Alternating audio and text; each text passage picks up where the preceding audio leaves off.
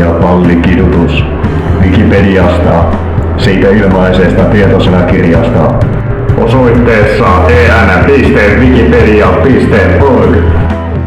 Kukko- ja pallikidutus, KJP, on seksuaalinen toiminta, johon kuuluu kivusovellus tai supistus miehen sukupuolielimiin.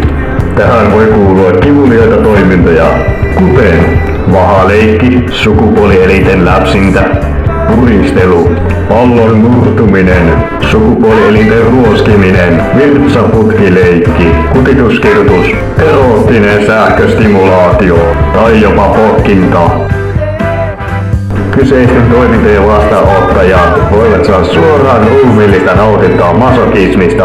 Tieto siitä, että leikki on nautinnollinen sadistiselle hallitsijalle. Kuva. Sähköstimulaatiota sovellettu penikseen. Sisältö. Osio 1. Pornossa. Osio 2. Pallonvenytin. Osio 3. Laskuvarjo. Osio 4. Nöyryytin. Osio 5. Kiveskäsiraudat. Osio 1. Pornossa. Sen käytön lisäksi BDSM-pornossa. Tamakeri, kirjaimellisesti pallon potkinta, on erillinen laji Japanissa. Yksi huomattavista tamakeri-näyttelijöistä on Erika Nagai, joka yleensä käyttää kamppailulajitaiteen polvittaakseen tai potkiakseen miehiä kiveksiin.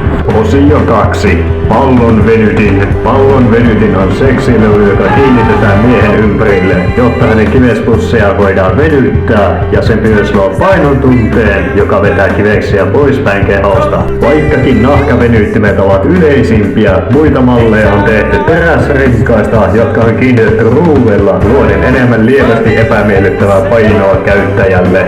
Venyttimen pituus voi vaihdella 1–4 tuumaan ja teräsmallit voivat painaa jopa 5 puntaa. Osio 3. Laskuvarjo.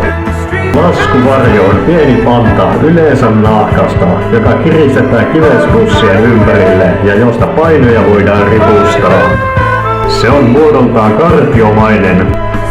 3 tai 4 lyhyellä alla heiluvalla ketjulla, johon painoja voidaan kiinnittää.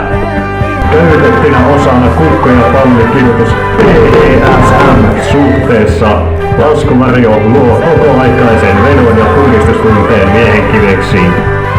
Keskivertoiset 3–5 kilogramman painot voidaan keskeyttää etenkin horjutuksen aikana. Pienempiä painoja voidaan käyttää etenkin, kun mies on vapaa liikkumaan. Kun painojen heilutusvaikutus voi vaikeuttaa nopeita liikkeitä, myös luoden näytännöllistä stimulaatiota hallitsevalle kumppanille. Osio 4.